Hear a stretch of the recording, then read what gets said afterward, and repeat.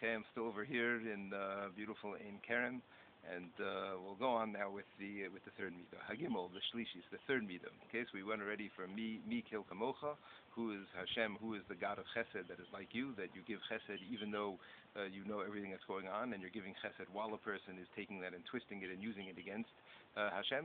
And then those say Avon, that Hashem bears the Aveira, he carries this malach, he prepares, provides for this malach, this evil existence, entity that I created with my sin, and Hashem still, provides for it, even though it's really my responsibility. But He takes care of it for me because He wants to hang on to it, for me to do tshuva and not for me to have to suffer with the consequences of my own actions. Right? Again, just to make this point, sometimes we feel justified for a person to want to suffer the consequences of something that they got themselves into, and we feel that it's like a righteously indignant, correct, proper feeling to have. And the point is that it's not. It's a natural feeling that a person has, but it's a feeling that a person has to learn to work on. A middah, a person has to learn to tame, and again, in a healthy way. But to realize that ultimately what we want from Hashem is how Hashem wants to see us able to act with other people. So any situation that I could possibly picture myself having done something and wanting Hashem to forgive me for that, of which there's plenty of every which thing. So I have to consider that any time a person would do something to me of that nature, I have to be willing to let it go also. Okay. The overall pesha, this is a different thing. Zu midah gedola, says the Ramak, this is a big midah, this is a big one. Sharei ena mechila al yidei shliach, the mechila that comes when a person does tshuva and Hashem comes and is mochel the person and is soleach, which is going to explain what that means in a second. It's not done through an emissary, it's not done through a shliach. Ela al yado mamish shel HaKadosh Baruch Hu. Hashem Himself comes and He's the one who does this. We'll see what this means in a second. Ki dechsiv, as the pasuk says, ki imecha hasalicha. The slicha, which we'll see what it is in a second, is with you, right? We know this in the Kapitel of Tehillim.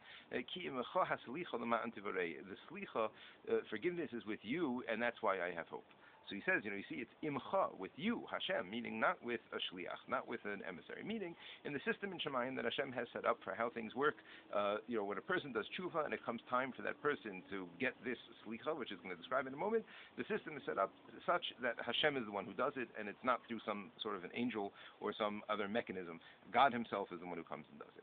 Umahi slicha, what is this thing? What is this slicha that a person gets? Shehu roche ta'avon, that Hashem comes and cleans away the sin. Like the pasuk says, Imrochatz Hashem es tzoas bedos tzion. Etc. A pasuk in Yeshaya Perek Dalet. If Hashem cleans away the tzoa, literally the excrement of the daughters of Zion, right? Hashem, we couldn't say such words, but it's a pasuk that Hashem changes the diapers of Klal Yisrael. That's what these words mean. Imrochatz Hashem. If Hashem, don't we see that Hashem is the one who washes es tzoas benos tzion, the excrement, the diapers of the daughters of Zion, right? V'chein ksiv, and it says, v'zorakti aleichem mayim tahorim mutahartem, right? We'll see this in the Yom Kippur davening. And I will throw upon you the cleansing waters, meaning Hashem Himself. I'm going to do it. Hashem does it. V'hainu, overall pesha. Hashem is the one who, what does it mean, over al pesha? Over, like to go over something, it comes out a similar word in Hebrew and English, right? But to be mavir on something, Hashem is the one who comes and does it. Yeah? V'hainu over al pesha, sholeach meimei rechitzav over v'ruchetz pesha. Hashem Himself is the one who sends these cleansing waters and cleans away sin. Now, just to appreciate what this means, I don't know, just to try to give a visualization, Yom Kippur is coming up, try to picture this maybe at some point when you're sitting there, standing there, and you're saying the al chetz or the Yashamnus, or you're just, at any point in davening, and you're telling Hashem, please, I feel very badly for what I've done, and I want you to remove the negative spiritual effects of my sins from my neshama, right? I want you to remove those negative effects. So what does it mean? I'm asking Hashem to come and wipe away my neshama, wipe clean my neshama, right? Like the Navi describes it. It's like for Hashem, it's like changing a diaper, right? My averas are disgusting, they're filthy to Him. He's completely kadosh, and yet He sets the system up in such a way that He, again, kaviyachol, we can't say these words, but this is what it says. He rolls up His own sleeves, and He's the one who comes. And you try to picture that. Try to picture yourself davening on Yom Kippur and saying, Hashem, I'm sorry. And the scene is, and Hashem wants you. He wants you to see this. He wants you to know that this is how much He loves you, and this is how much He cares about you, and this is how much He wants you to feel comfortable to do your tshuva. So picture you're davening in shul, wherever you are.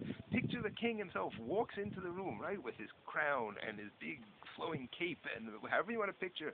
I heard Rav de Miller said, I saw it in print, that a person's allowed to picture a king and this type of thing if it helps a person get into a frame of mind. Picture this king coming in and coming over and cleaning you, mamish cleansing you, in even the most, again, so to speak, degrading type of way necessary, just to make sure that you get clean. And he wants you to know that he's there to do it himself, right? It's an unbelievable thing. Unbelievable thing.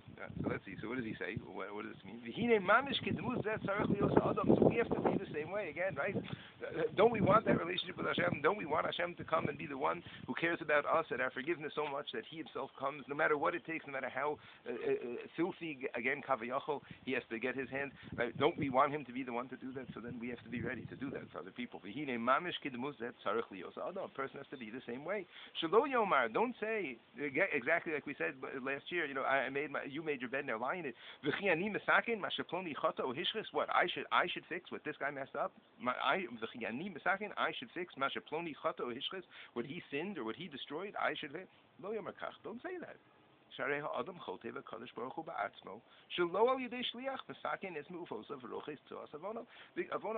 Because that's what Hashem does. Hashem, when I want tshuva, when I want to come, when I want help, and I come to Hashem and I say, please help me, He comes to help me himself, rolls up his sleeve, and He comes and help me. Again, the rochas tzoas avono, He cleans the excrement of my sins. That's exactly the word He's using. And look what he says here at the end. He finishes this middah. A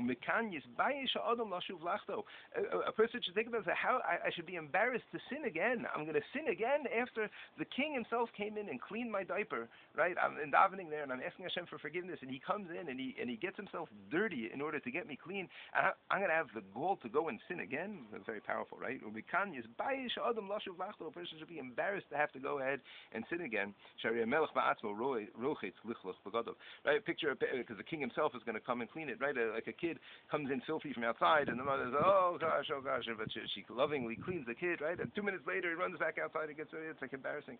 That's the way that we have to try to treat other people. Okay, maybe we'll talk about this a little more next time, and then go on.